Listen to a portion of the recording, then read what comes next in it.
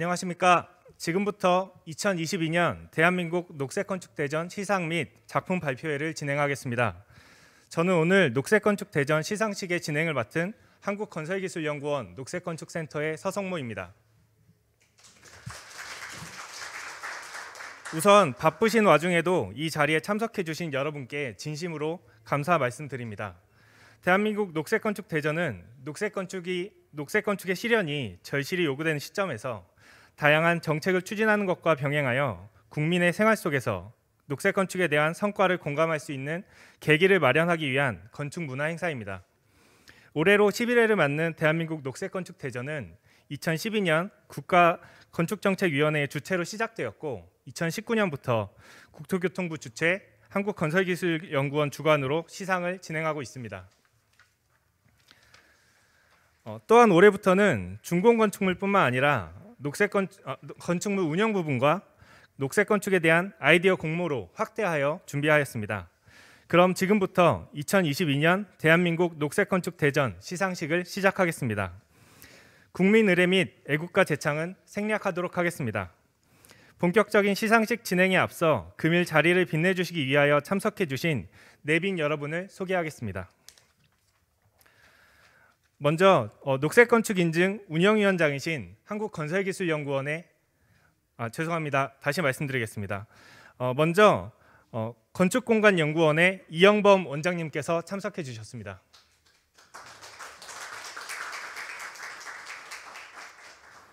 다음으로는 녹색건축인증 운영위원장이신 한국건설기술연구원 최창우 본부장님께서 참석해 주셨습니다. 다음은 올해 녹색건축대전의 심사위원장이신 대한건축사협회 은동신 위원장님께서 참석해 주셨습니다.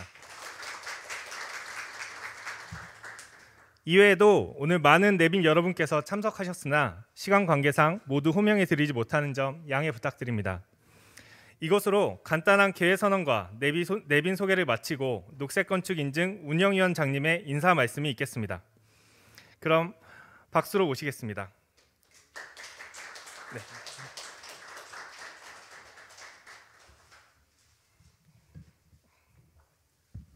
안녕하십니까. 방금 소개받은 최창호입니다. 제가 녹색건축인증 운영위원회 위원장인데요. 사실 여기 이영범 건축공간연구원 원장님께서 인사 말씀을 해주셨으면 좋았을 텐데 제가 소개를 먼저 받았습니다.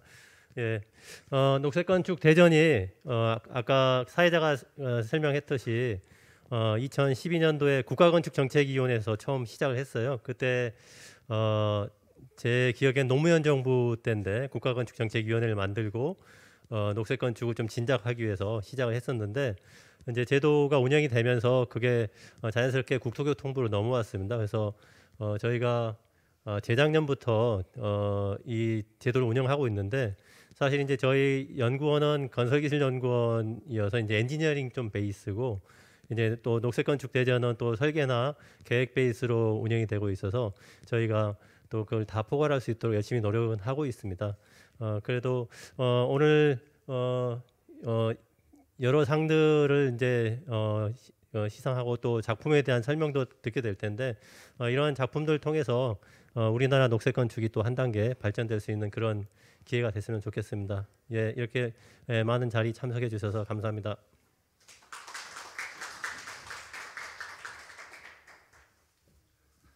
감사합니다. 다음은 이번 녹색건축대전 수상작을 선정하기 위하여 애써주신 심사위원단을 대표하여 심사위원장으로 수고해주신 대한건축사협회 은동신 위원장님을 모시고 녹색건축대전 경과보고와 심사총평을 들어보는 시간을 갖도록 하겠습니다. 그럼 박수로 모시겠습니다.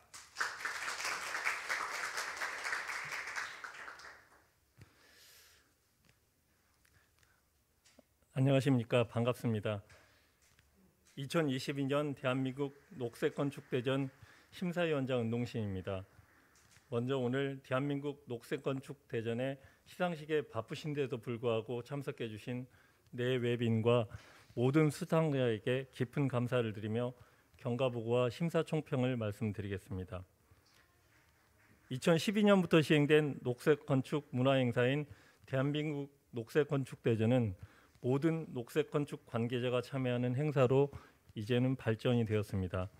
올해 행사는 국토교통부가 주최하고 한국건설기술연구원이 주관하며 산업통상자원부와 환경부의 후원으로 이루어졌습니다. 2022년 대한민국 녹색건축대전에서 탄소 중립이 절실한 시점에 일반 국민 속에서 녹색 건축의 필요성에 대한 공감을 확산하기 위하여 녹색 기술을 활용하고 만들어지는 그리고 운영 중인 우수한 녹색 건축물과 녹색 건축 활성화를 위한 아이디어를 수상작으로 선정하였습니다. 이번에 시행한 대한민국 녹색 건축 대전은 공모 기준에 의하여 준공 및 운영 부분에서는 준공 부분과 운영 부분으로 나누었고요. 아이디어 부분은 정책 및 기술 제안 부분 그리고 표 부분으로 구분하여 출품작에 대한 심사가 이루어졌습니다. 이를 위해 각 분야의 녹색 건축 전문가 7분께서 심사위원회에서 2022년 8월 29일부터 9월 22일까지 수고해 주셨습니다. 준공 및 운영 부분은 1차 서류 심사와 2차 현장 심사 그리고 3차 종합 평가를 거쳐서 각 부분 수상작 3점씩을 선정했었고요. 그리고 아이디어 부분은 정책 및 기술 부분, 표 부분에 대해서 1차 서류 심사와 2차 최종 토론으로 수상작을 선정하였습니다. 특히 올해 행사에서는 녹색 건축의 운영 부분을 신설함으로써 지금까지 평가하지 않았던 운영 부분들이 심사에 들어오게 됐습니다. 그래서 녹색 건축물의 유지 관리의 중요성이 한층 강조가 되었고요. 아이디어 부분에서는 표 또는 포스터 부분을 신설해서 녹색 건축 활성화를 위한 대국민 관심도를 높이는 데 기여했습니다.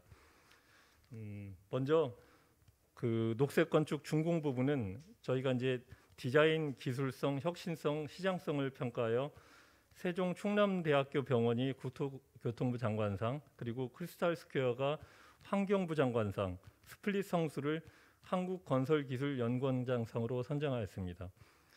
세종 충남대학교 병원은 에너지 소모량이 많은 병원 시설임에도 불구하고 설계에서 주변 녹지를 적극적으로 설계에 반영했고요. 다양한 녹색 기술 도입으로 에너지 효율을 높여 녹색 건축을 구현하는 점이 높은 평가를 받았던 것 같습니다.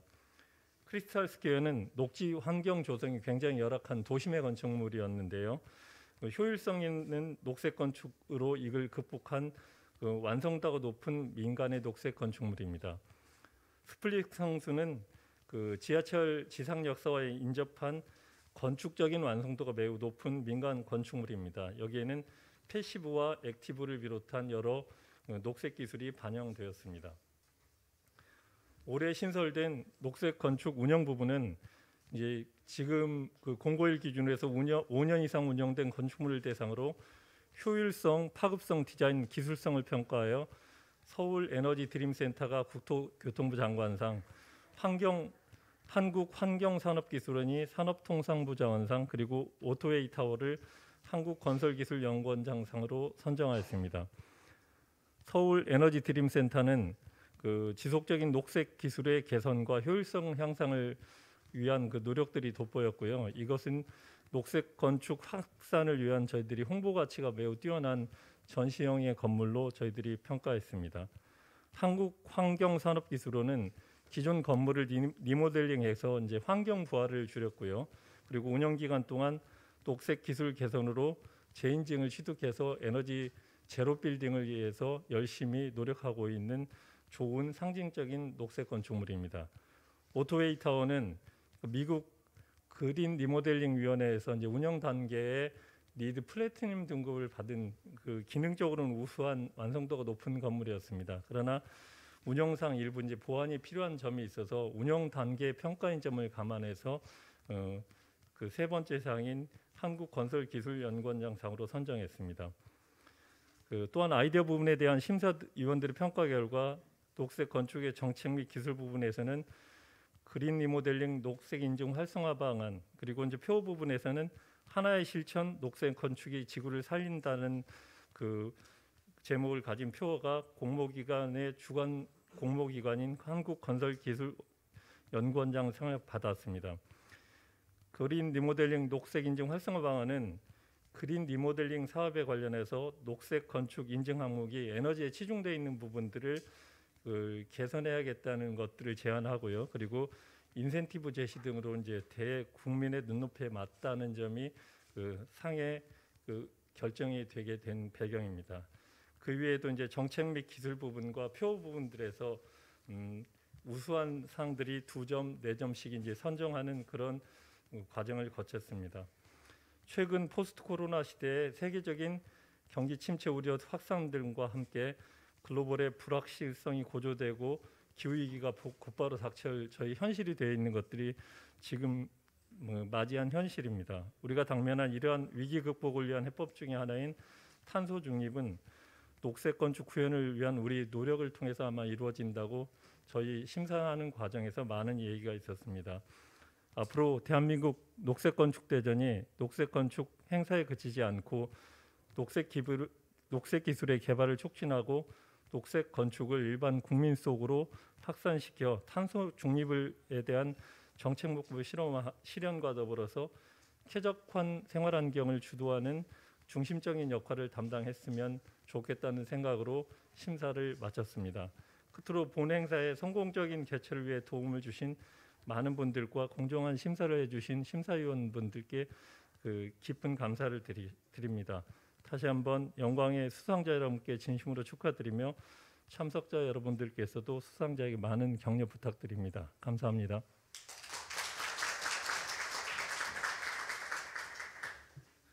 좋은 말씀 감사드립니다. 지금부터 본격적인 시상식을 진행하도록 하겠습니다. 시상은 환경부 장관님, 산업통상자원부 장관님, 한국건설기술연구원장님을 대신하여 최창우 녹색건축인증 운영위원장님께서 대신 수고해 주시겠습니다. 무대 위로 모시겠습니다. 본 시상의 국토교통부 장관상은 앞서 진행된 녹색건축 한마당 공식 행사에서 진행되었습니다만 축하드리는 마음으로 본 시상식에서 다시 한번 소개해드리겠습니다. 2022년 대한민국 녹색건축대전 건축물 준공부문 국토교통부 장관상 세종 충남대학교 병원입니다. 수상자로는 설계의 희림종합건축사 사무소, 시공의 계룡산업건설, 건축주로는 충남대학교 병원입니다. 수상자분들은 무대 위로 잠시 올라와 주시기 바랍니다.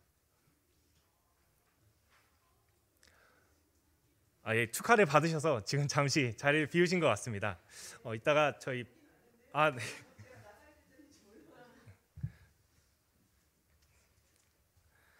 네, 장관상 수상자께는 상장과 상패, 현판이 부상으로 수여되었습니다. 그럼 잠시 기념 촬영만 한번 같이 하죠. 네. 그럼 다시 한번 큰 축하의 박수 부탁드리겠습니다. 네. 다음으로는 2022년 대한민국 녹색건축대전 건축물 운영부문 국토교통부 장관상 서울에너지 드림센터입니다. 혹시 수상자 자리 계시면 잠시 자리로 나와주시면 좋겠습니다. 네. 네, 다시 한번 큰 축하의 박수 부탁드리겠습니다. 다음은 건물 준공 부문의 환경부 장관상을 수여하겠습니다.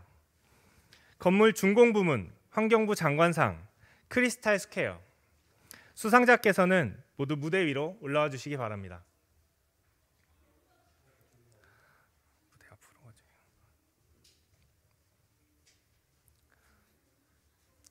상장 환경부 장관상 크리스탈 스퀘어 설계자 정림건축종합건축사 사무소 시공자 CJ 대한통운 건축주 캐피탈랜드 투자운용 귀사는 국토교통부가 녹색건축 성과 공유와 확산을 위해 주최하는 2022 대한민국 녹색건축대전 준공부문에서 위와 같이 우수한 성적을 거두었기에 이 상장을 수여합니다. 2022년 10월 13일 환경부 장관 한화진 대독 축하드립니다.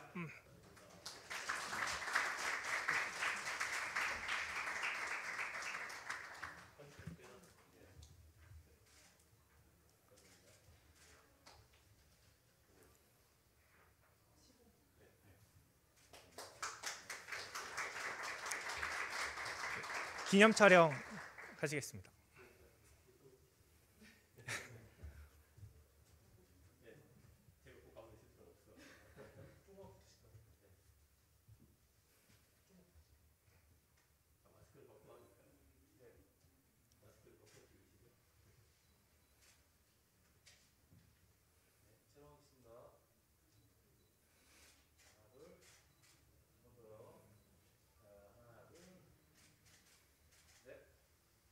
네, 축하드립니다. 다음은 건물 운영 부문의 산업통상자원부 장관상을 수여하겠습니다. 건물 운영 부문 산업통상자원부 장관상 한국환경산업기술원 수상자께서는 무대 위로 나와주시기 바랍니다. 상장 산업통상자원부 장관상 한국환경산업기술원 귀사는 국토교통부가 녹색건축 성과 공유와 확산을 위해 주최하는 2022 대한민국 녹색건축 대전 운영 부문에서 위와 같이 우수한 성적을 거두었기에 이 상장을 수여합니다. 2022년 10월 13일 산업통상자원부 장관 이창양 대독 축하드립니다.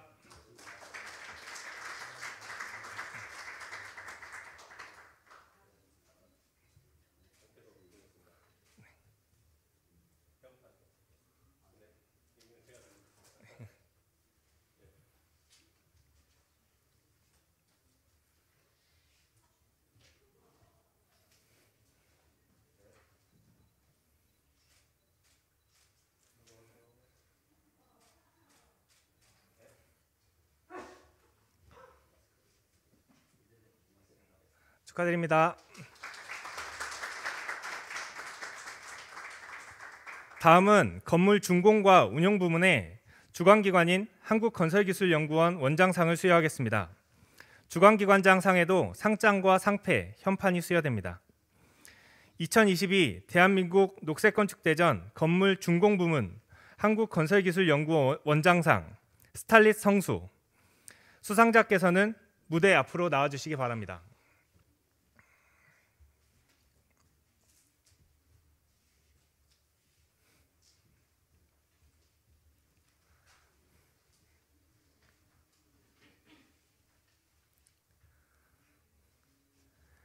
상장 한국건설기술연구원 원장상 스탈릿 성수 설계자 정림건축종합건축사 사무소 시공자 한동건설 건축주 SP성수 2등 일반사모투자신탁 제4호 귀사는 국토교통부가 녹색건축 성과 공유와 확산을 위해 주최하는 2022 대한민국 녹색건축대전 준공부문에서 위와 같이 우수한 성적을 거두었기에 이 상장을 수여합니다.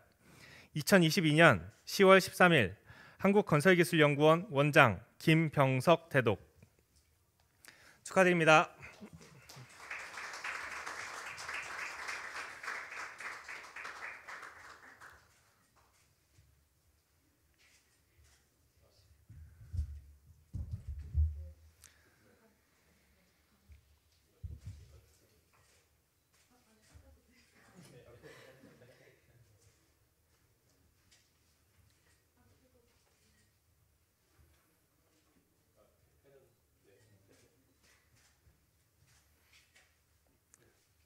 네, 기념 촬영 하시겠습니다.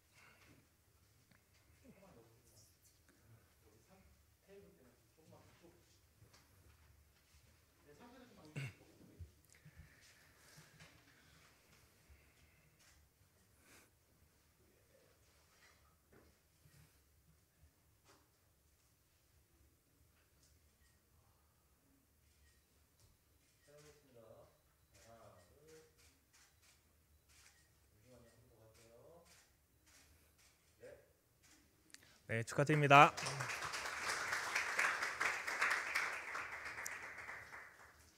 다음은 건물 운영 부문의 주관기관장상을 수여하겠습니다.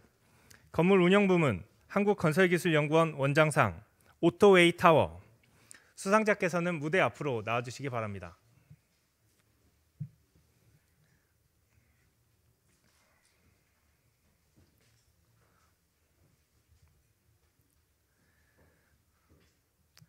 상장 한국건설기술연구원 원장상 오토웨이 타워 귀이사는 국토교통부가 녹색건축 성과 공유와 확산을 위해 주최하는 2022 대한민국 녹색건축대전 운영 부문에서 위와 같이 우수한 성적을 거두었기에 이 상장을 수여합니다. 2022년 10월 13일 한국건설기술연구원 원장 김병석 대독 축하드립니다.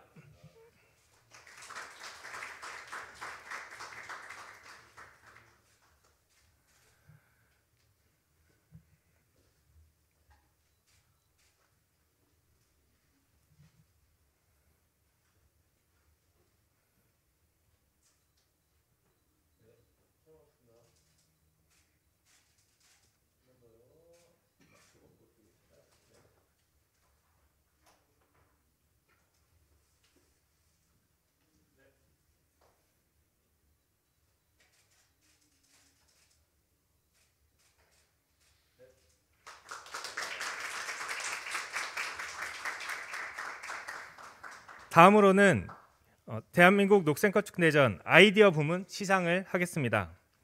아이디어 부문은 주관기관장상과 후원기관장상을 수상합니다. 먼저 주관기관장상 시상이 있겠습니다. 아이디어 정책 및 기술 부문에서 그린 리모델링 녹색건축 인증 활성화 방안을 제안하여 주신 조하연님, 수상자께서는 무대 앞으로 나와주시기 바랍니다.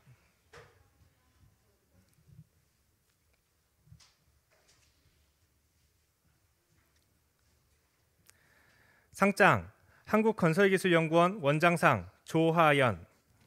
귀하는 국토교통부가 녹색건축 성과 공유와 확산을 위해 주최하는 2022 대한민국 녹색건축대전 아이디어 부문에서 위와 같이 우수한 성적을 거두었기에 이 상장을 수여합니다.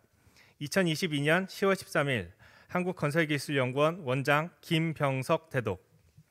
축하드립니다.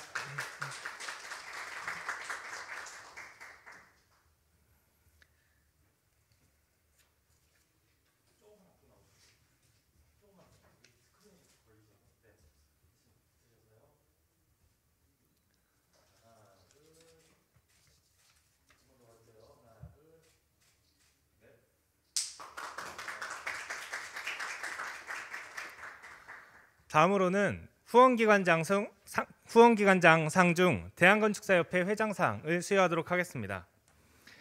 대한건축사협회 회장상 우현호, 김선동. 수상자께서는 무대 앞으로 나와주시기 바랍니다.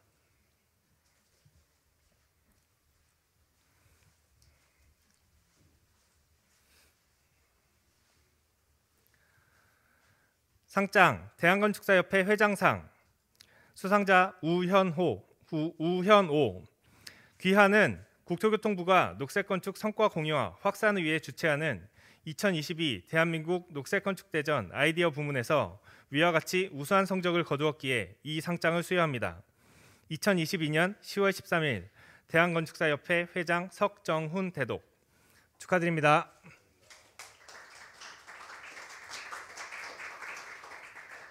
상장 대한건축사협회 회장상 수상자 김선동. 내용은 같습니다.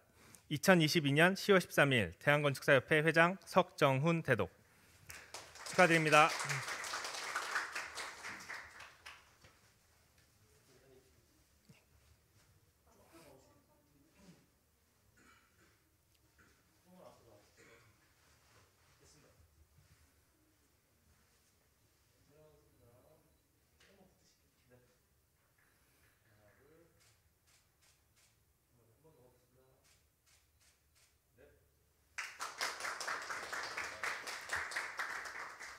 네, 다른 후원기관들에서는 다들 이렇게 대신 시상을 부탁하셨는데 건축공간연구원에서는 직접 저희 자리를 축하해 주시기 위해서 원장님께서 참석해 주셨습니다.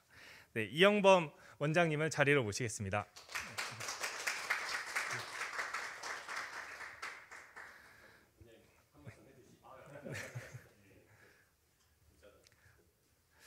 네, 그럼 건축공간연구원 원장상 2점을 수상하도록 하겠습니다. 건축공간연구원 원장상 시상자는 정보현, 최종대 2분입니다. 시상자께서는 무대 앞으로 나와주시기 바랍니다. 저 혹시 최종대 시상자께서는 자리에 안 계신가요? 네, 그럼 시상을 진행하도록 하겠습니다. 상장 건축공간연구원 원장상 수상자 정보현. 귀하는 국토교통부가 녹색건축 성과 공유와 확산을 위해 주최하는 2022 대한민국 녹색건축대전 아이디어 부문에서 위와 같이 우수한 성적을 거두었기에 이 상장을 수여합니다. 2022년 10월 13일 건축공간연구원 원장 이영범. 축하드립니다.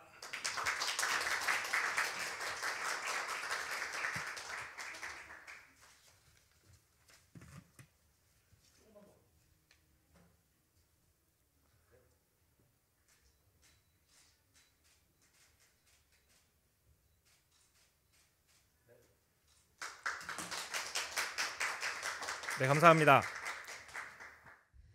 네, 안녕하세요. 저는 히림건축의 헬스케어 설계본부를 맡고 있는 허은영 본부장입니다. 반갑습니다. 세종 충남대학교 병원 건립 사업에 대해서 설명을 드리겠습니다. 설명은 먼저 건축 계획과 그다음에 친환경 계획 순서로 말씀드리겠습니다. 네, 먼저 건축 계획입니다. 사업 추진 연역과 설계 컨셉과 계획 내용 등을 순서대로 설명을 드리고 이후에 녹색 건축 내용을 좀 더 자세히 말씀드리겠습니다. 먼저 사업 추진 연역입니다. 세종충남대학교 병원은 2012년 7월에 건립 추진이 결정이 되었고요. 2016년 12월에 희림건축과 계룡건설을 턴키 설계 적격자로 선정했습니다. 2020년 3월에 본관동을 먼저 개원하고요. 2021년 7월에 헬스케어 센터 준공까지 득해서 완성된 병원으로 현재 운영 중에 있습니다. 간단히 설계 개요 말씀을 드리면요. 저희 세종충남대학교 병원은 세종특별자치시에 위치하고 있고요. 연면적이 약 2만 9천 평에 해당됩니다. 규모는 지하 3층 그리고 지상 11층에 500병상의 병원입니다. 공사기간 약 48개월 정도 소요되었습니다. 전경 사진인데요. 본 병원은 근린공원을 배경으로 우측에 지상 11층짜리 500병상 규모의 본관동과 좌측에 2단계로 헬스케어동으로 구성되었습니다. 전면부에는 방축천 수변공원을 앞마당 삼아서 자연 속에 있는 병원으로 계획을 했습니다. 야경이고요. 조감으로 본 전경입니다. 헬스케어동 방향 쪽에서 본 모습입니다. 어디를 둘러보아도 그린이 넘쳐나는 그런 좋은 환경을 가지고 있습니다. 앞선 사진에서 보신 바와 같이 세종충남대학교 병원 부지는 서측과 북측에 근린공원 그리고 동측에 수변공원 등 양호한 자연환경을 접하고 있는 대지로서 병원 시설의 주변의 자연환경을 적극적으로 도입하여 첨단 의료와 환자 중심의 자연치유 환경을 동시에 이룰 수 있었습니다.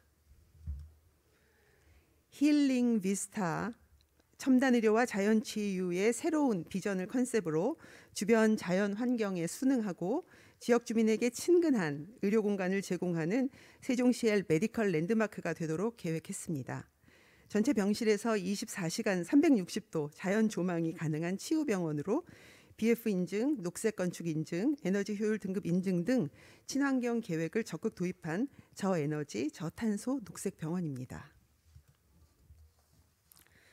배치 계획입니다.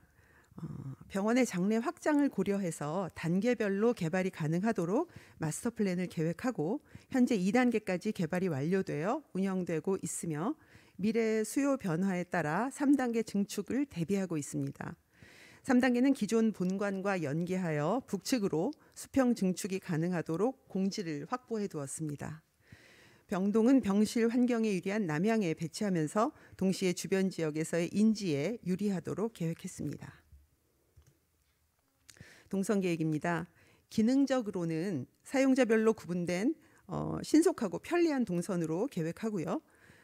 또한 환자, 보호자, 직원들의 치유를 위해서는 입체적인 대지 레벨을 활용한 다양한 휴게 동선과 공개 공간을 계획하여 환자 중심의 자연 치유 공간을 확보했습니다. 단면 계획입니다. 먼저 설명드린 바와 같이 우측의 본관은 지하 3층, 지하 11층으로 저층부에 응급의료센터, 외래진료부, 수술부 등 중앙진료부와 고층부에 병동으로 구성이 되고요. 좌측에는 6층 규모의 헬스케어 센터입니다. 환자 편의시설과 건강검진센터 및 연구시설로 구성되어 운영되고 있습니다. 간단한 평면 계획을 말씀을 드리면 병원의 저층부에는 허스피탈 스트릿을 아트리움으로 구성했습니다. 바닥 면적이 큰 병원 건물에 깊숙하게 자연 채광을 넣어주어서 쾌적한 환경과 길찾기에 도움을 주게 했습니다.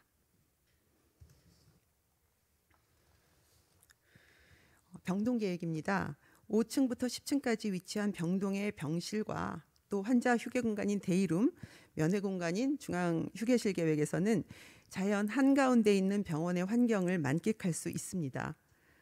동서남북 어디를 봐도 아름다운 자연을 조망할 수 있는 훌륭한 치유 환경을 제공하고 있습니다. 인명 계획입니다. 인명 계획은 에너지 절약을 위한 방위별 외피 계획을 적용하여 남측과 서측의 면한창은 24mm 로이 복층 유리, 그리고 북측과 동측의 면한창은 42mm 로이 삼중 유리를 적용하여 에너지를 절감하도록 설계했습니다. 다음은 친환경 계획으로 친환경 인증 현황, 녹색 기술, 에너지 절감 계획의 순서로 설명드리겠습니다. 세종충남대학교 병원은 건립 계획 수립 시부터 주변의 자연 경관을 병원 시설에 적극 도입을 하도록 검토하여 중환자실, 병실, 외래 진료 등 환자용 시설을 자연과 접할 수 있도록 배치하고 환자의 치료와 직원의 휴식에 자연 환경을 적극 활용한 저탄소 저에너지 녹색 건축물로 자연과 도시를 함께 담는 병원을 건립하고자 했습니다. 세종충남대학교 병원은 지속 가능한 친환경 건축물을 건립하고자 건축물 에너지 효율 1+ 등급, 녹색 건축물 우수 등급의 본 인증과 장애물 없는 생활환경 예비 인증을 득하여 녹색 병원을 구현하였으며 자연치유 환경인 공개공지, 옥상 정원 등을 조성하여 환자의 치유 및 회복 증진을 촉진하는 특화 계획을 수립하였습니다.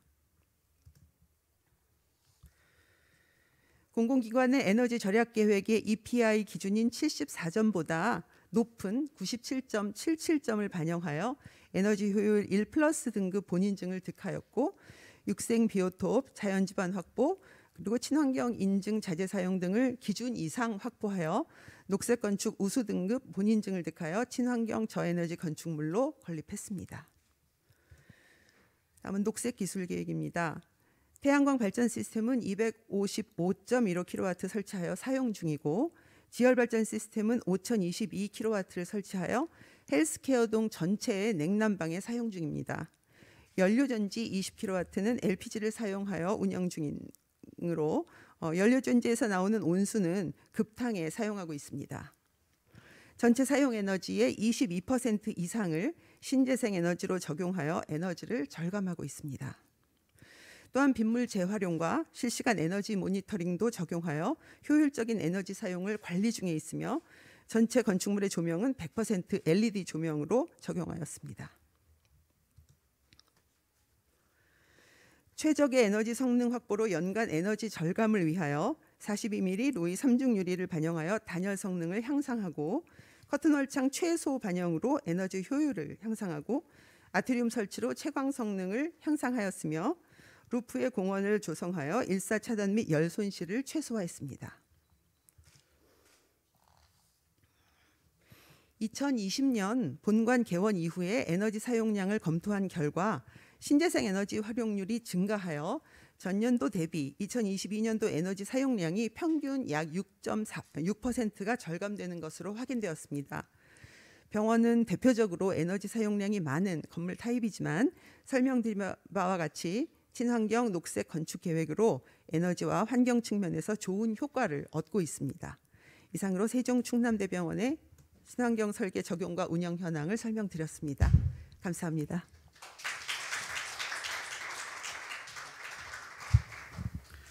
안녕하세요. 정린건축 김희중입니다. 반갑습니다.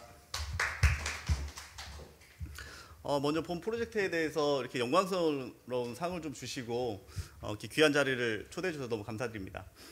본격적으로 발표를 진행하도록 하겠습니다. 크리스탈 스퀘어 프로젝트는 대지의 위치가 청계천 남측편에 위치하고 있습니다. 그리고 그 사이트의 동서측으로는 공구상가 그리고 고층 건물이 위치하고 있는데요.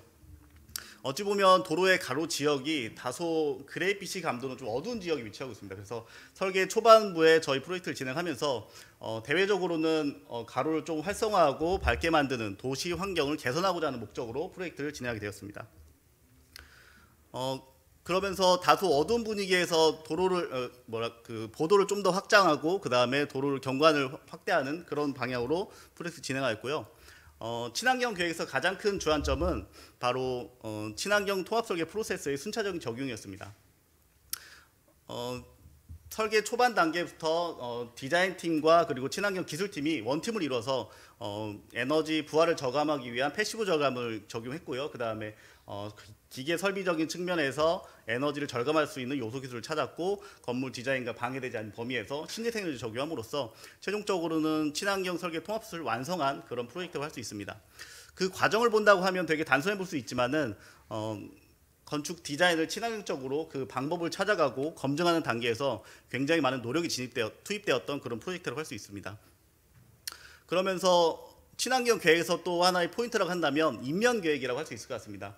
일반적으로 커튼홀 건물이라고 한다면 에너지 다소비형 건축이라고 말할 수 있는데 본 건축물 같은 경우에는 커튼홀 건물임에도 불구하고 창면적 비를 약 32%로 조정하였습니다. 그럼으로써 외피를 통해서 에너지를 손실되는 것을 최대한 절감하도록 하였고 업무 시설이 냉방 에너지 위주, 그러니까 냉방 에너지가 많이 쓰는 건물이라는 점을 감안해서 커튼홀 인면에는 보시는 바와 같이 루버를 설치하였습니다. 그래서 루버를 통해서 가급적 일사를 저감하도록 계획을 하였는데 단순히 디자인적인 측면으로 루버를 설치한 게 아니라 보시는 바와 것처럼 여러 가지 루버의 대안을 제시를 하고 그 중에서 가장 합리적인 그런 루버를 설치하는 전략을 취하게 되었습니다. 그리고 제실자가 실내에서 외부를 바라볼 때 조금 더 시야가 좀 확보될 수 있도록 커튼홀 부분은 픽스 창으로 계획을 했습니다. 그러면서 자연환기도 자연스럽게 실내에 유입될 수 있도록 보시는 것처럼 픽스 창과 픽스 창 사이에 벽체를 적용을 하고 벽체 내부에 개폐창을 둠으로써 자연환기도 자연스럽게 유도될 수 있도록 계획하였습니다. 그럼으로써 패시브 계획의 좀 더 완성도를 높이기 위해서 다양한 방법이 시도되었는데요. 그 중에 첫 번째 보시는 거는 외피의 영구음영을 분석하였습니다. 영구음영 분석 결과를 토대로 해서 외부 공간에 대해서 조경 공간이라든지 아니면 휴게 공간을 마련함으로써 조금 더 합리적인 계획을 하도록 유도하였고요. 그 다음에 인면에 대해서는 인면 각 방위별로 일사 분석을 진행하였습니다. 그럼으로써 어느 방위에 일사가 가장 많이 들어온지를 평가를 해서 일사 차단 장치를 어느 방위에 우선적으로 적용해야 될지에 대한 우선순위를 선정하게 되었습니다. 실내 공간에 대해서는 기류 해석을 한다든지 그 다음에 자연 체감 분석, 에너지 분석을 통해서 과연 실내 공간을 계획하는데 특히 코어를 계획하는데 코어의 위치가 편심으로 가는 게 맞을지 아니면 센터로 갈지에 맞을지를 분석을 했고 분석 결과를 토대로 본 건축물에서는 환경적으로 코어는 편심을 가는 게 좋다라는 결정을 해서 그 계획안을 설계에 반영하였습니다. 다음은 액티브 계획입니다. 액티브 계획에서 가장 중요하게 염두에 두었던 점은 바로 냉방부하 절감입니다. 업무 시설이 냉방부하가 많다 보니까 기본적으로 에너지를 절감하는데 냉방부하를 첫 번째로 절감하겠다고 목표를 세웠고요. 그러기 위해서 통상적으로는 중앙식 냉방 장치를 적용하는데 본 프로젝트에서는 에너지 절감적인 개별형 냉방 시스템을 적용하였고요. 그럼으로써 각 실에서 요구되는 부하에 따라서 실에서 변동하는 부하에 따라서 외부에 있는 실외기가 가변적으로 변할 수 있도록 가변형 인버터 VRF 시스템을 적용하게 되었습니다. 그리고 환기에 의한 에너지를 절감하기 위해서 고효율 환기 장치를 적용했고요. 본 건축물은 LED 전등 기구를 100% 적용함으로써 조명 밀도는 약 6W 정도 수준으로 조정하였습니다. 신재생 부분에 대해서는 신재생 원의 다양성을 확보하기 위해서 3가지 정도 신재생을 적용했습니다. 첫 번째는 태양광을 적용하였고 용량은 한 6.5kW 적용했고요. 그 다음에 지열 같은 경우에는 약 한 114kW 정도 적용하였고 연료전지는 5kW급 적용하였습니다. 보시는 신재생 용량은 법적으로 기준된 용량보다 약 24% 정도 향상된 용량이었고요. 그럼으로써 운영 단계에서 적극적으로 에너지를 절감할 수 있도록 계획하였습니다. 특히 연료전지 같은 경우에는 5kW급 정도로 굉장히 용량 낮긴 합니다만 어쨌든 하절기의 전력 피크를 조절함으로써 하절기 국가 전력 수요 피크 저감에 피크 전력 수요 안정화에 기여할수록 노력하였습니다. 건물의 운영 단계에서 에너지를 절감한다고 한다면 가장 크게 염두해야 될 부분은 바로 정확한 에너지 사용량의 계측입니다. 따라서 본 건축물도 건물의 용도별, 건물의 에너지의 원별로 어느 부분에서 에너지가 가장 많이 쓰인지를 검토를 했고요. 그럼으로써 어느 부분에서 에너지를 가장 먼저 절감해야 되는지에 대한 우선순위를 수립하기 위한 뱀프 시스템을 본 건물에 적용하였습니다. 그리고 본 건물의 옥상에는 보시는 바와 같이 옥상 조경을 구성하였습니다. 그래서 건물 이용자가 옥상 조경을 이용하는 것뿐만 아니라 지역 시민들도 자유롭게 건물 옥상에 접근해서 보시는 바와 같이 옥상 조경을 즐길 수 있도록 하였고요. 외부에 있는 일반 시민이 옥상에 접근을 해서 청계천 뷰를 자유롭게 조망을 하고 아니면 서울 시내를 관람할 수 있도록 함으로써 어찌 보면 이 옥상 조경이 본 프로젝트가 맞는 차별화된 그런 친환경적 사회적 기여가 아닐까 생각을 합니다. 본 건축물은 설계 단계부터 에너지 절약적으로 설계를 하고 운영 단계에서 그 요소 기술을 정확히 반영을 하였고 실제 운영 단계에서도 에너지 절약적인 건축물이 되느냐 안 되느냐를 판단해 볼 필요가 있었습니다. 그래서 1년간의 에너지 사용량 데이터를 근거로 해서 실제 에너지 절감량을 판단했습니다. 결론적으로 말씀드리면은 국토부에서 발행한 서울 지역의 업무시설 일반 건축물 업무시설의 에너지 사용량 대비 본 프로젝트의 경우에는 에너지 사용량이 약 한 43.4% 절감되는 결론이 나타났습니다. 조금 더 자세히 말씀드리면은 에너지 성분별로 봤을 때 냉난방이 한 30%, 그 다음에 전등이나 전일의 70%를 차지하고 있었습니다. 본 데이터가 가지는 의미는 실제 설계 단계에서 에너지 절감량을 평가를 하지만 실측 에너지를 평가하는 데이터가 많지 않다는 점입니다. 그럼으로써 본 에너지 절감량은 실측 데이터를 기반으로 해서 에너지 절감량을 평가했다는 데 의미가 있을 것 같고 본 자료는 향후 에너지를 절감하는 데 기준 지표로 사용될 수 있을 거라는 점에서 의미를 갖추고 있다고 생각을 합니다. 본 프로젝트는 친환경적으로 설계를 했고 에너지 절감적으로 설계를 했습니다. 그리고 그에 맞춰서 시공도 했고 운영을 하고 있습니다. 그럼으로써 최종 성과라고 한다면 에너지 효율 등급 2+를 획득을 하였고 녹색 건축은 최고 등급인 최소 등급을 획득하였습니다. 이 점에서 발주처께서도 에너지 절약적 친환경 건축물이 되기를 원하셨는데 그 부분에서 굉장히 큰 만족감을 나타냈던 부분이고요. 그럼으로써 본 프로젝트를 정상적으로 운영하고 있고 친환경적으로 운영하고 있다는 점을 강조드리면서 마지막으로 정리해서 드리고 싶은 말씀은 본 프로젝트 같은 경우는 설계 초기 단계부터 어떻게 하면 친환경 건축물이 본질적으로 이루어질 수 있을까에 대해 굉장히 고민을 많이 했고 그다음으로써 에너지 절약만을 위해서 건축 설계를 등한시하지 않았고 반대로 건축물의 친환경을 위해서 건물 디자인을 등한시하지 않았던 프로젝트로서 친환경과 에너지와 그리고 이용자의 합리성을 고려한 그런 프로젝트였다. 이렇게 말씀드릴 수 하겠습니다. 이상 발표를 마치도록 하겠습니다. 감사합니다. 반갑습니다. 서울에너지 드림센터 시설 운영을 맡고 있는 신동철이라고 합니다. 저는 설계나 이런 것보다는 이제 서울에너지 드림센터의 운영 성과를 중심으로 발표하도록 하겠습니다. 우선 저희 건축물은 전시 홍보관으로서 보시는 바와 같이 월드컵 평화공원 내에 있습니다. 월드컵 평화공원은 난지도에서 시작해서 쓰레기 매립장 그리고 서울시의 에너지 환경 랜드마크로 다시 태어난 곳이고 저희 건물과 월드컵 경기장이 그 랜드마크의 역할을 하고 있습니다. 그리고 저희 건물의 컨셉 또는 건립 배경이라고 하는데 크게 세 단계로 나눠 볼 수 있습니다. 우선은 저희 건축물은 2027년부터 계획되어서 2012년도에 준공된 건물입니다. 그 당시에 기준 상업시설에 업무시설에 비추어서 건물 에너지 요구량을 70%를 낮춰놓자라는 게 첫 번째 목표였고요. 두 번째로는 그 나머지 30%에 대해서 완전히 에너지 자립하는 제로를 만들어보자. 이 제로에는 요구량뿐만 아니라 실제 소비량까지 콘센트에 쓰는 전열의 소비량까지 포함한 거였습니다. 그리고 거기서 끝나는 것이 아니라 서울시와 전국적으로 지휘비를 확산하는 데 이바지하자라는 크게 세 단계의 목적을 가지고 시작되었습니다. 그래서 디자인 컨셉부터가 자연과 순응하는 디자인으로서 해와 땅의 그리고 바람을 형상한 디자인을 만들었습니다. 그리고 배치를 말씀드리겠습니다. 저희 외부 공간은 보시는 것처럼 솔라파크로 현재 이용하고 있습니다. 솔라파크 안에는 솔라미스트, 솔라파인, 그리고 태양의 쉼터가 위치해 있고요. 또 지열 시스템의 지중 열교환 배관들이 묻혀 있습니다. 그 부분들이 이게 포인트가, 이 부분들에 다 지중 파이프가 묻혀 있는 것입니다. 그리고 1층은 에너지 드림관으로 해서 전시관으로 활용하고 있습니다. 크게 뭐 3개 존으로 나누어 가지고 거기에는 에너지 역사 그리고 드림센터에 적용한 기술들 그리고 신재생 에너지를 체험할 수 있도록 해서 진행하고 있고 자유관람과 원하시는 분들에게 에게는 전시 해설도 진행하고 있습니다. 2층은 2016년도에 서울기후변화배움투로 개조를 했습니다. 최초에는 전체 1, 2층 다 이제 에너지나 이런 내용만 가지고 있었는데요. 2016년도쯤에는 기후변화 배움센터라는 게 서울시에 없었습니다. 그래서 기후변화와 에너지 관계를 같이 설명할 수 있는 구성으로서 1, 2층을 배치했고요. 3층은 커뮤니티 공간으로서 운영 사무실과 그리고 다목적실 그리고 교육실용으로 활용하고 있습니다. 인면을 보시면 알 텐데요. 저희는 사면이 똑같이 보입니다.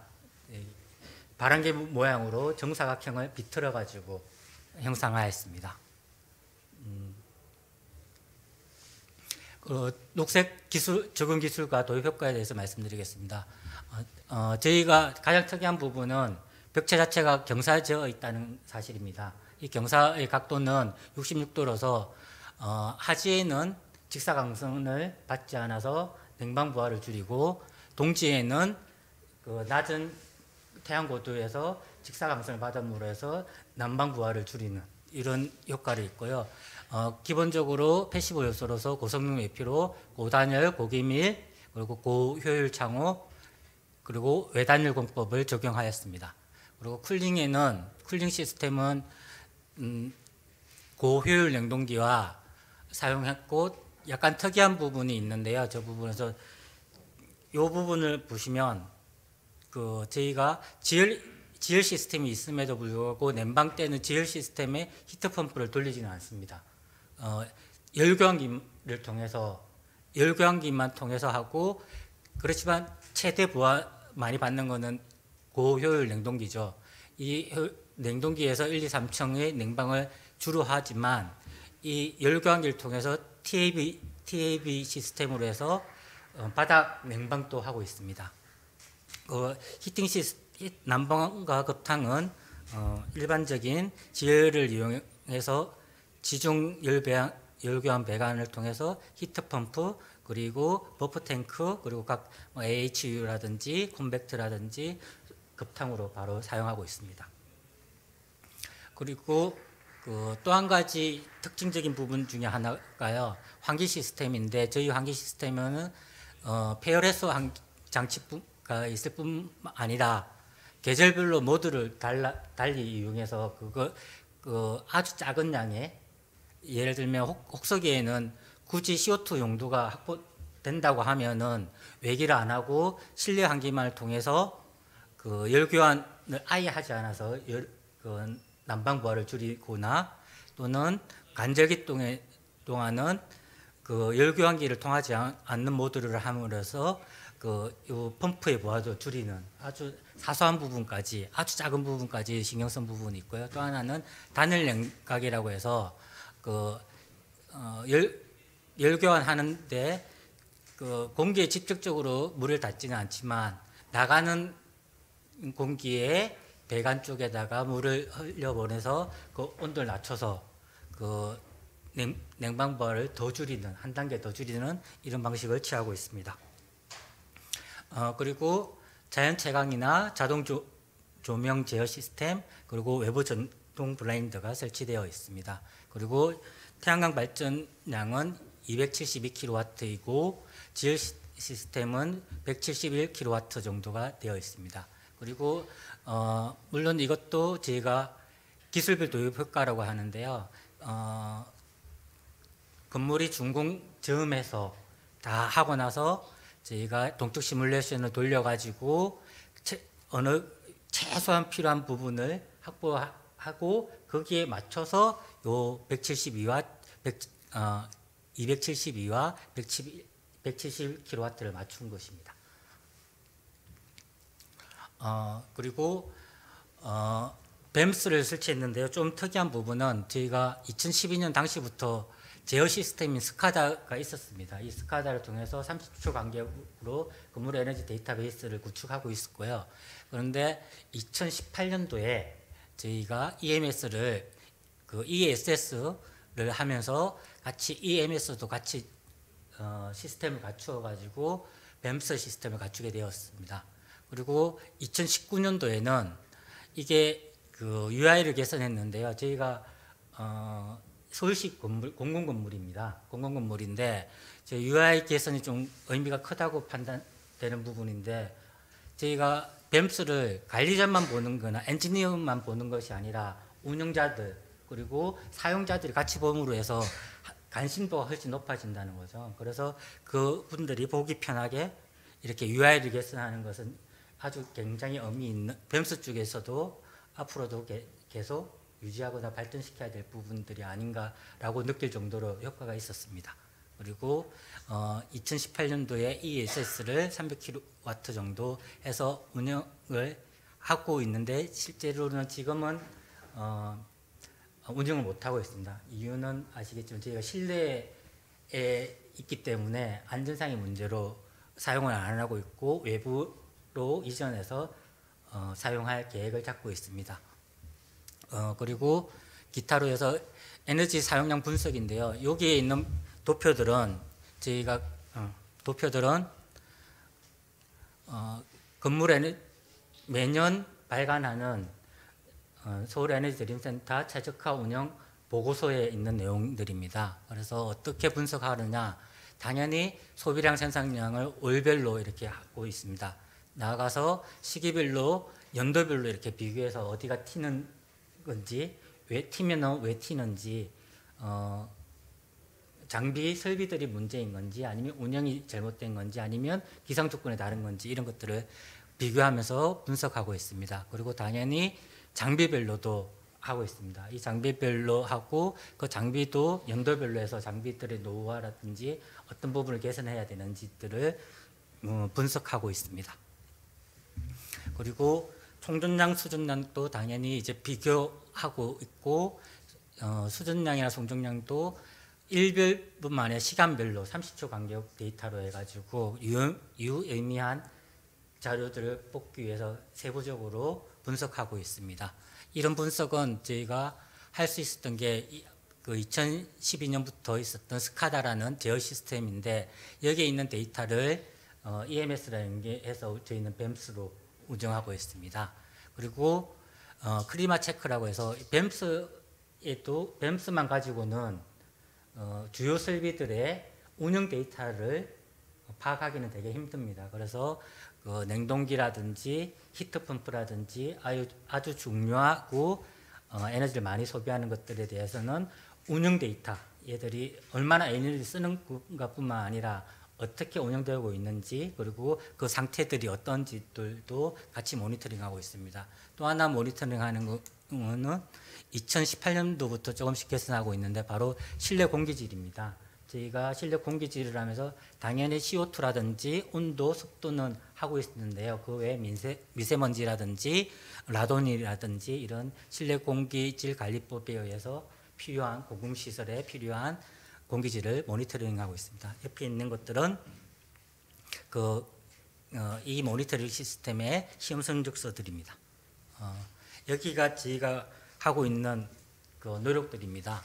저희가 5년간 최적화 운영을 위해서 무엇을 했는가, 이것을 할 때 설명드리기 되게 처음에는 난감했었는데요. 크게 세 단계로 나누어 봤습니다. 첫 번째는 뭔가를 하기 위해서는 데이터가 필요했습니다. 데이터와 모니터링인데, 이 데이터가 사실은 무엇을 해야 될지, 어떤 의미를 가지고 분석해야 될지를 먼저 알고 데이터를 축적을 하고 거기에 맞는 걸 해야 되는 그게 있었습니다. 그런데 저희는 2013년도에는 무조건 모든 것에 다 센서를 달아가지고 했는데, 그 모든 것들이 오히려 관리하기만 힘들지 필요 없는 부분도 있었는데요.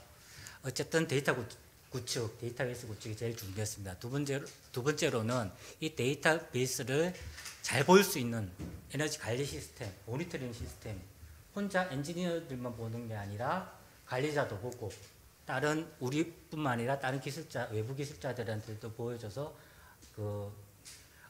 좀 더 나은 방향을 찾을 수 있도록 모니터링하는 게 가장 중요했습니다. 그러다 보니, 그리고 21년도쯤 되니까 실내 환경도 모니터링 해야 되더라고요. 법적으로도 그런 부분이고, 그러는데 그럼에도 불구하고 저희가 뱀스를 구축을 했음에도 불구하고 얘들이 기능이 저희가 생각하는 만큼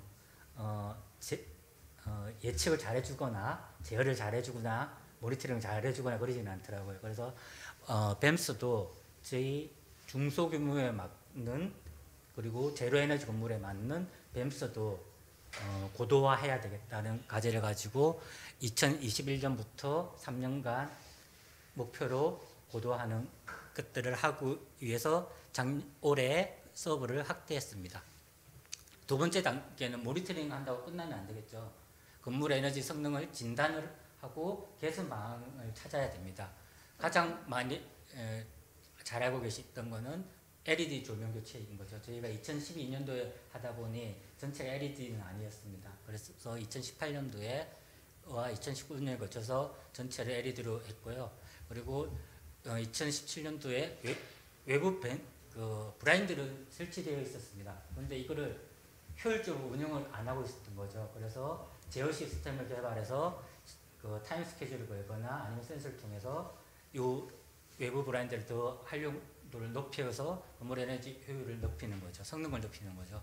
그 다음에 ESS를 구축한 거, 그리고 저희가 2017년도에 제도가 생겼죠. 제로에너지 인증이요. 그래서 2018년도에 받았는데, 이때 받았는데 저희가 여기 보시면 알겠지만 2017년도부터 계속 에너지 자립률은 100% 이상이었습니다. 그런데 이제 이때 받은 거는 저희가 3등급으로 자립률 60% 정도로 인증을 받았었습니다. 그리고 주요 설비들에 대한 성능 진단을 진행했고요. 그리고 작년에는 설비뿐만 아니라 건물 자체 외벽이라든지 창호라든지 그거에 포함한 건물 에너지 진단 보고서를 발간했습니다. 그리고 이런 것들을 바탕으로 해서 제가 어떻게 아무도 제로에너지 건축물을 이렇게 운영해야 되는지 가르쳐주는 사람들이 없었습니다. 그래서 제 필요에 의해서 이런 기술 세미나들을 열고 그런 것들을 제로에너지 건물을 운영하는 것들을 좀 체계화해 나가는 과정으로서 제로에너지 건축물 최적화 운영 보고서를 매년 발간해서 업데이트하고 있고 체계화하고 있습니다. 그 결과로 2017년, 18년, 19년, 20년, 21년 최소 150% 이상의 자립률을 했고요. 또 한 가지는 피크 전력도 관리하고 있습니다. 2020년부터는.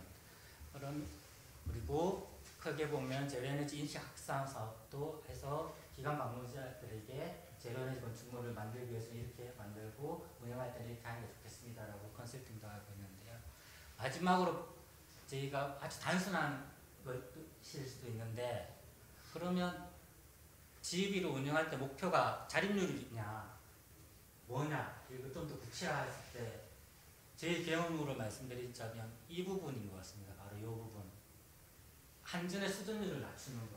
최적 총량만 낮추는 게 아니라 한전의 수전율을 낮춰야지 우리가 목적으로 하는 건물 분해 탄소 저감이 되는 거잖아요. 요거 하나랑 또 하나는 피커 전력이죠. 저희가 계약 전력이 300kW임에도 불구하고 목표를 100kW로 해서 지금 92kW와 99kW까지 하고 있습니다. 이 피커 전력이 왜 중요하냐면 계약 전력만큼은 계속 한전에서 보내주고 있으니까요. 저희는 이 피커 전력을 내년 내후년까지 유지한다고 하면 계약 전력을 300에서 100으로 낮출 겁니다. 그러면 우리가 한전에서 받는 양이 3분의 1로 줄는 거죠. 그러면 그만큼 건물 분야에 탄소 저감하는 목표가 실질적으로 나오는 거죠. 그래서 해보니까 좀 더 구체적인 목표를 세워야 되겠고, 오늘 목표에서 그 구체적 목표는 한전의 수전율을 줄이는 것과 피커 전력을 줄이는 것이다 라고 말씀드리고 마치도록 하겠습니다. 다시 한번 인사드리겠습니다. 환경부 산하기관 한국환경산업기술원에서 일하고 있는 이현호라고 합니다. 반갑습니다. 먼저 그 국토교통부 및 그 한국건설기술연구원에서 이 건축 대전을 조금 운영을 하면서 저희들한테 좀 수상의 기쁨을 좀 주셔가지고 무한한 영광으로 생각합니다. 건물이 크게 두 가지로 나눠져 있습니다. 본관하고 별관으로 되어 있는데 약간 리모델링 차이가 1년 정도 차이가 나서 저희들이 본관, 별관을 같이 받은 게 아니고 우선 본관부터 저희들이 인증을 받기 시작했습니다. 별관은 저희들이 본관보다도 BF 인증까지도 같이 받은 기관이라서 응모 설명을 간단하게 드리고요. 그 다음에 리모델링 방향, 그 다음에 녹지 공간 현황, 외부 공간, 휴게 공간, 측면도, 그 다음에 적용 요소 기술, 녹색 기술, 그다음에 그 기술에 대한 도입 효과에 대해서 말씀드리도록 하겠습니다. 저희들은 지금은 서울시에 있는 은평구 진흥로 215번지에 위치를 하고 있습니다. 유일하게 환경부 산하기관 중에 본원 중에서는 유일하게 서울시에 아직까지 있고요. 신정부 들어와서 공공기관 이전 발표가 되면 저희들은 무조건 영순위로 이전한 기관으로 되어 있습니다. 그래서 만약에 쫓겨나면 엄청 아쉬울 것 같습니다. 이 내용을 보시게 되면 저희들이 전면 리모델링 건축물입니다. 그리고 녹색 건축 인증 최우수 등급을 17년도 3월에 받았고요. 이 부분에 대해서 저희들이 3월에 받고 5년이 지난 시점에서 다시 재인증을 받았습니다. 이 부분에 대해서는 저희 직원들한테 정말 감사하다고 생각합니다. 그리고 액티브와 패시브 기술을 적용해서 저희들이 에너지 효율 등급 1+ 등급까지 같은 연도에 등급을 획득하였습니다. 그 건물에 대한 설명을 보면 아까 말씀드렸듯이 전통적인 문양인 시줄 날조로 형상화하였습니다. 건물을. 그리고 모든 내외, 실내외 조명은 LED 조명으로 저희들이 설치를 했고 단열과 보온 기능을 향상시키기 위해서 고효율 창호를 사용을 했습니다. 그리고 건물 내 사용된 모든 이 자재들은 저희들이 기술원이 직접 인증을 내주고 있는 인증기관입니다. 친환경 인증기관이라서 그 인증을 받은 중소기업이나 아니면 중견기업의 제품을 가지고 대부분 사용을 하였습니다. 그리고 건물 에너지 관리 시스템은 설치가 되어 있고요. 특히 그 지열을 이용한 냉난방 시스템을 위해서 신재생 에너지도 저희들이 적극을 활용하였습니다. 그래서 저희들이 연간 859 이산화탄소 상당량을 좀 감축을 해서 매년 정부 권장 정책을 한 10년 넘게 지금 꾸준히 이행을 하고 있습니다. 그리고 은평구 관내에서는 친환경 에너지 절감 건물임을 자부할 수 있다고 말할 수 있겠습니다. 설명드린 바와 같이 저희들이 이게 정책평가연구원이라고 지금 조치원 연기군에 위치한 그 기관이 쓰던 건물입니다. 4층짜리 건물이었고요. 이 건물을 전체 리모델링 하면서 2개 층을 증축을 했습니다. 그래서 전체는 지금 6층 건물로 운영을 하고 있습니다. 그래서 아예 저희들이 리모델링 할 때부터 환경 전문 기관의 위상에 걸맞게 아예 에너지 절감형이랑 그 다음에 타의 모범이 되는 건축물로 디자인하자는 그 목적을 가지고 저희들이 진행을 했고요. 그래서 건축 인증하고 에너지 효율 등급을 인정을 받았습니다. 전체 녹지 면적을 보면요. 저희들이 생태 면적 전체 중에 60%가 거의 녹지입니다. 이만한 공공기관이 거의 없죠. 서울 시내 한복판에. 그래서 저희들도 많이 애착심을 갖고 지금 공간이나 시설이나 전부 다 관리를 하고 있습니다. 그래서 보면 산책로 이 부분은 저희들이 그 주민들까지도 개방을 해놔서 저희들이 직원뿐만 아니고 주민들이 사용할 수 있게끔 되어 있고요. 늘푸른 공원은 저희들이 비상시에 많이 모이는 장소입니다. 태극정원은 위에서 보면은 태극마크 문양을 하고 있어서 좀 아름답게 잔디 문양으로 되어 있고 이러한 상세적인 내용이 바로 뒷단에 세부 그림과 연결되어 있습니다. 이런 식으로 녹지가 되어 있어서 파고라와 그 다음에 데크가 설치되어 있어서 산책로서는 아주 딱 좋은 위치가 되겠습니다. 그리고 6층에는 하늘정원이라고 해서 약간 루프형 카페식으로 저희들이 직원 휴게 공간을 만들어 놨고요.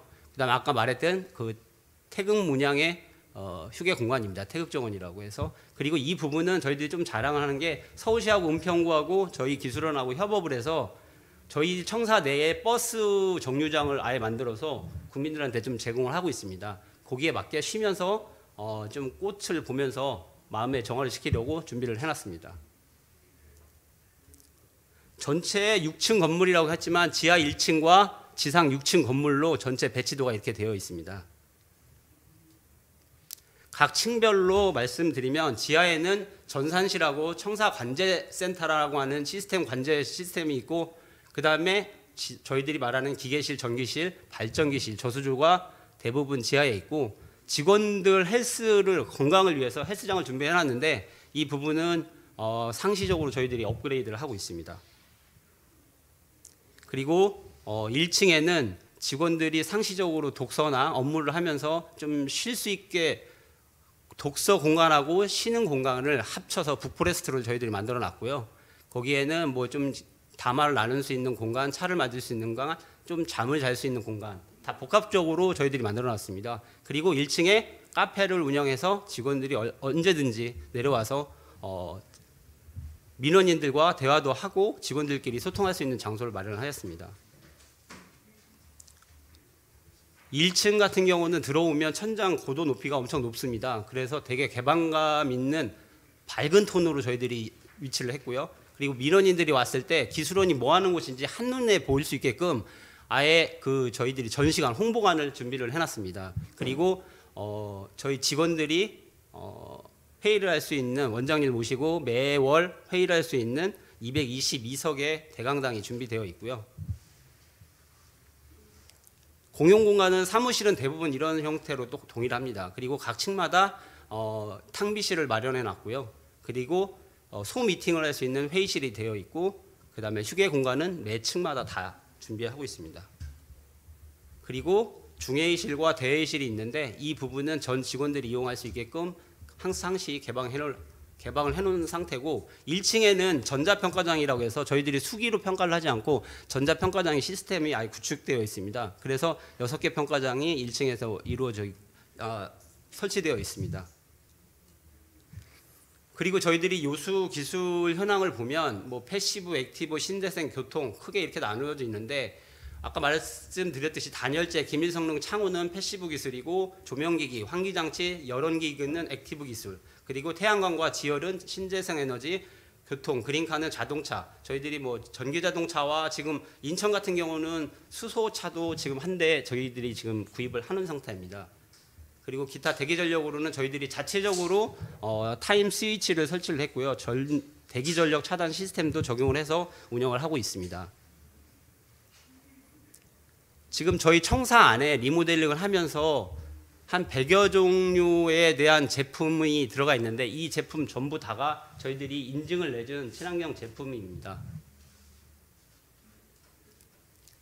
그래서 저희들이 공공기관이다 보니 정부에서 항상 목표치를 주고 있는, 올해 목표가 34%입니다. 온실가스 저감 목표가 34%인데 그 부분을 10년 이상 달성했다고 해서 환경부하고 환경공단이 저희들한테 패를 올 초에 증정을 했고요. 그리고 저희들이 지금 현재 온실가스 감축 목표를 보면 매번 계속 한 30에서 40% 정도를 감축을 하고 있습니다. 이 부분은 에너지 사용량인데요. 인당 사용량을 보면 저희들이 조금씩 낮춰가는 추세입니다. 이번에 저희들이 심사위원님들한테 하나 좀 약간 코멘트를 받은 건, 저희들 건물이 한층 더 좋게 보이려면 외부인들이 와서 아까처럼 친환경 제품 인증을 사용했다고 하는데, 그런 바닥재나 이런 부분에다가 표시를 해주셨으면 더 좋겠다는 아이디어를 주셔가지고 내년에 그런 부분을 민간인들이 저희 청사에 왔을 때 인지할 수 있도록 그 부분은 저희들이 운영하도록 하겠습니다. 이상으로 경청해 주셔서 감사합니다.